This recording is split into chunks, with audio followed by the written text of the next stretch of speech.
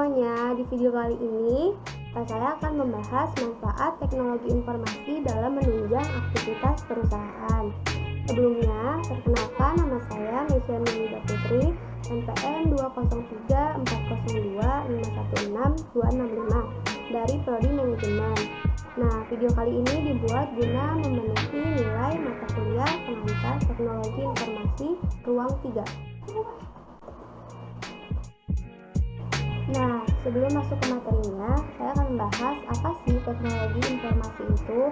Jadi, di sini teknologi adalah pengembangan dan aplikasi dari alat, mesin, material, dan proses yang menolong manusia menyelesaikan masalahnya.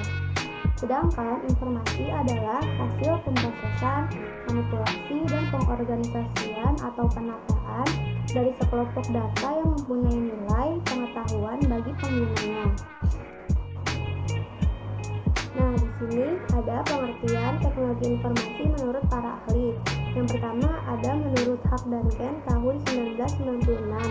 Menurut mereka, teknologi informasi adalah seperangkat alat yang membantu Anda bekerja dengan informasi dan melakukan tugas-tugas yang berhubungan dengan pemrosesan informasi.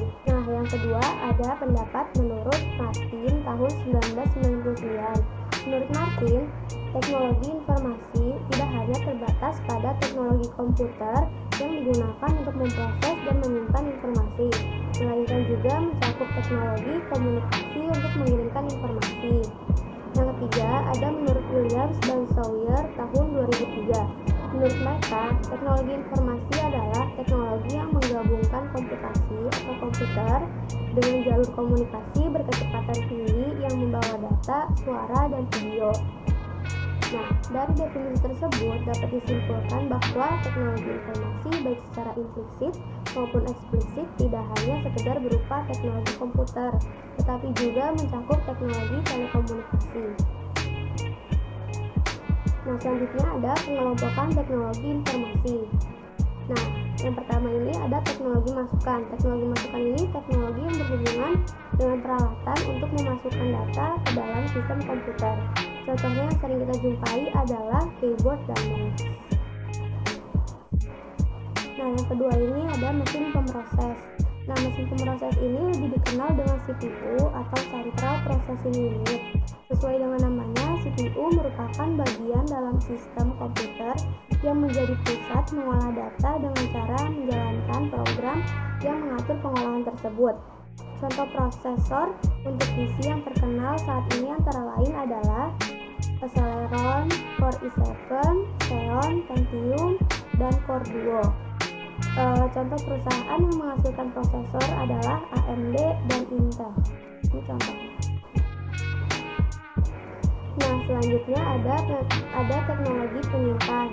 Teknologi penyimpan ini terdapat dua kelompok, yaitu memori internal dan penyimpan eksternal. Memori internal atau main memory berfungsi sebagai pengingat baik bagi data, program maupun informasi sementara ketika proses pengolahan dilaksanakan oleh CPU. Nah, ini contoh dari memori internal, ada RAM dan juga ROM. RAM itu singkatan dari Random Access Memory, yaitu memori yang isinya bisa diperbarui, sedangkan ROM singkatan dari Read Only Memory. Sesuai dengan namanya, ini adalah memori yang hanya bisa dibaca. Nah, masih dari teknologi penyimpan, kelompok yang kedua ada penyimpan eksternal. Penyimpan eksternal adalah segala peranti yang berfungsi untuk menyimpan data secara permanen. Nah, contoh dari penyimpan eksternal ini ada hard disk dan juga disket. Selanjutnya ada teknologi keluaran. Teknologi keluaran adalah teknologi yang berhubungan dengan segala peranti yang berfungsi untuk menyajikan informasi hasil pengolahan sistem. Nah, contoh dari teknologi keluaran ini ada monitor dan juga printer. Selanjutnya ada teknologi perangkat lunak. Teknologi perangkat lunak ini adalah deretan instruksi yang digunakan untuk mengendalikan komputer sehingga komputer dapat melakukan tindakan sesuai yang dikehendaki pembuatnya. Contoh dari teknologi perangkat lunak ini ada Microsoft Word dan juga Adobe Photoshop.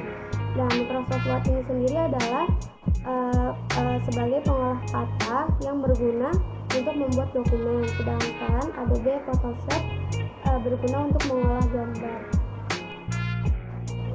Nah, pembahasan selanjutnya adalah dampak teknologi informasi terhadap kehidupan. Nah, dampak yang pertama ini ada dampak dalam aspek sosial. Nah, terdapat dampak positif dan juga dampak negatif. Dampak positifnya adalah kemajuan teknologi komunikasi yang cepat dapat mempermudah komunikasi antara suatu tempat dengan tempat lain. Dampak negatifnya dapat membuat bentuk komunikasi berubah. Terus juga seseorang akan cenderung memiliki sifat individualisme. Terus mempengaruhi kesenjangan sosial di masyarakat dan semakin maraknya cybercrime.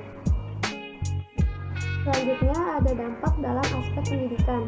Yang pertama ada dampak positif. Dampak positifnya, informasi yang dibutuhkan didapat dengan cepat dan mudah diakses. Inovasi dalam pembelajaran semakin berkembang. Berkembangnya kelas virtual seperti sekarang ini di masa pandemi, dan sistem administrasi yang ada akan semakin mudah dan lancar. Terus dampak negatifnya, mempermudah terjadinya pelanggaran HAKI, masalah geografis waktu dan sosial ekonomis Indonesia, distribusi informasi yang tidak merata, dan hanya dapat bertahan dalam berkonsentrasi dengan waktu yang singkat. Terus ada dampak dalam aspek ekonomi. Dampak positifnya, membuka lapangan pekerjaan, mempermudah transaksi bisnis, mempermudah kegiatan promosi dan pemasaran suatu produk. Dampak negatifnya, mempermudah transaksi yang dilarang, mempermudah pembobolan rekening suatu lembaga atau perorangan yang mengakibatkan kerugian finansial yang besar. Terus ada dampak dalam aspek politik atau pemerintahan. Nah, dampak positifnya ini membantu masyarakat mengakses kebijakan pemerintah, mendukung pengelolaan yang lebih efisien, meningkatkan komunikasi antara pemerintah dengan sektor industri, dan masyarakat dapat memberi masukan mengenai kebijakan yang dibuat pemerintah. Dampak negatifnya membuka peluang terjadinya cybercrime yang dapat merusak sistem pada pemerintahan.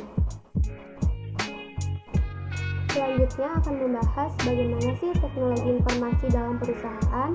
Nah, berbicara tentang arsitektur pada teknologi informasi perusahaan, dalam penerapannya, teknologi informasi yang akan dilakukan dikategorikan sebagai berikut. 1. Aplikasi teknologi informasi pada perusahaan atau organisasi yang menjadi landasan dari berbagai aplikasi yang ada pada perusahaan atau organisasi tersebut. Di antaranya yaitu network management, basis data, sistem operasi, dan lain sebagainya.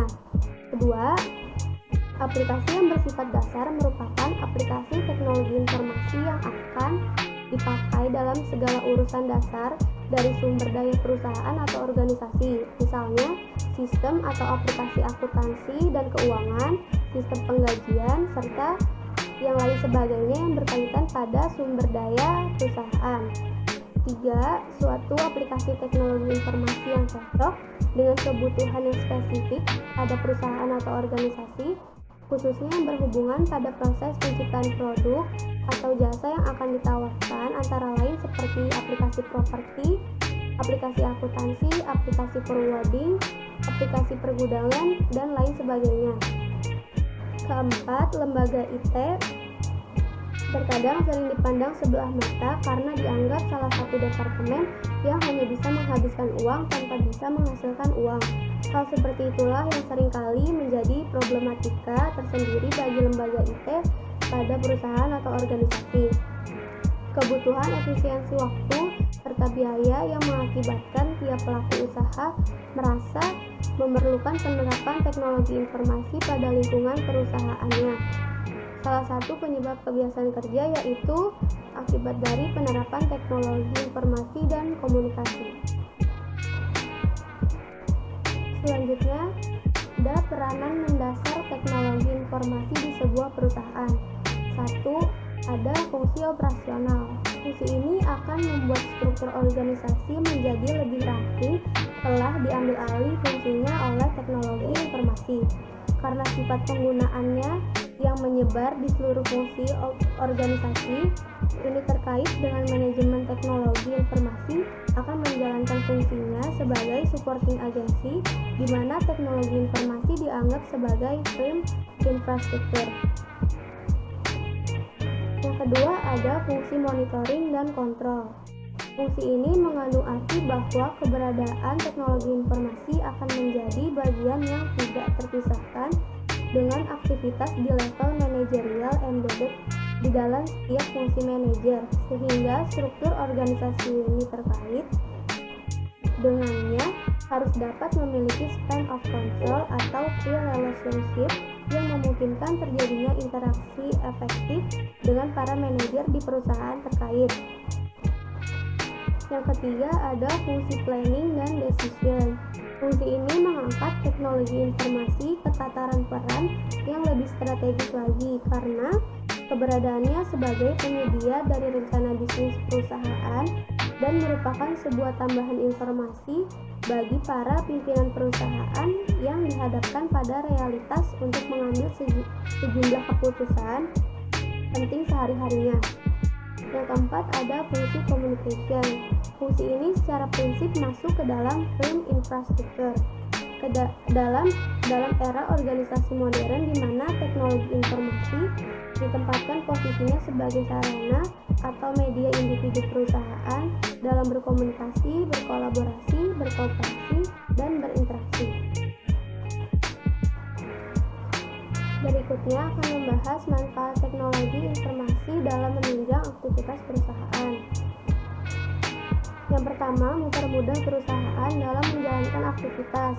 Dengan mudahnya dalam mengakses teknologi, maka aktivitas pekerjaan yang dilakukan dengan teknologi tersebut pun terasa ringan dan mudah untuk dijalankan. Lagi dengan memanfaatkan teknologi memungkinkan perusahaan bisa melakukan efisiensi. Karyawan bisa bekerja dengan lebih cepat sehingga teknologi pun bisa menghemat waktu.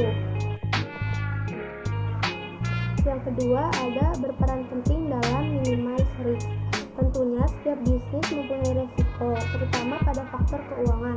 Saat ini berbagai jenis aplikasi telah tersedia dalam upaya mengurangi resiko yang seringkali dihadapi pada bisnis, seperti forecasting, financial advisory, planning expert, dan sebagainya. Dengan adanya TI, maka persoalan tersebut dapat ditanggulangi karena teknologi informasi dapat membantu perusahaan dalam mengurangi resiko yang akan terjadi. Ketiga, berperan penting dalam reduce cost. Sebagai katalisator pada perusahaan, teknologi informasi juga dapat digunakan sebagai pengurangan biaya operasional perusahaan yang pada akhirnya berdampak pada profitabilitas perusahaan. Terdapat 4 cara yang ditawarkan teknologi informasi dalam mengurangi biaya kegiatan operasional, yaitu eliminasi proses, simplifikasi proses, integrasi proses, dan otomatisasi proses. Keempat, perusahaan menjadi otomatisasi. Semua sistem yang tadinya bersifat manual pada perusahaan berubah menjadi otomatis sehingga dapat mengurangi biaya untuk tenaga kerjanya dan lain-lain. Kelima, waktu pengerjaan menjadi lebih cepat. Misal, jika suatu pekerjaan biasanya selesai dalam 1 minggu, namun dengan menggunakan teknologi dapat diselesaikan hanya dengan 1 hari. Apabila waktu tersebut dikonversikan ke dalam bentuk biaya, maka akan menghasilkan penghematan sekian rupiah. 6. Pengambilan keputusan menjadi lebih cepat. Karena dengan adanya teknologi, maka data yang diperlukan akan cepat diperoleh. Sebaliknya, lambat dalam pengambilan keputusan bisa berakibat pada loss opportunity seperti kehilangan order dan sebagainya. 7. Menghemat biaya promosi. Sebab promosi dapat dilakukan secara online. Selain itu, para konsumen juga dapat melihat profil perusahaan dari mana saja di seluruh dunia dan mudah mengintegrasikan seluruh kantor atau cabang perusahaan tanpa harus mengunjungi cabang secara satu persatu. Nah, itu dia penjelasan mengenai manfaat teknologi informasi dalam mendukung aktivitas perusahaan. Mohon maaf bila ada kesalahan kata dan penulisan. Terima kasih semuanya. Jangan lupa di like, komen, dan share share ke teman-teman kalian. Bye.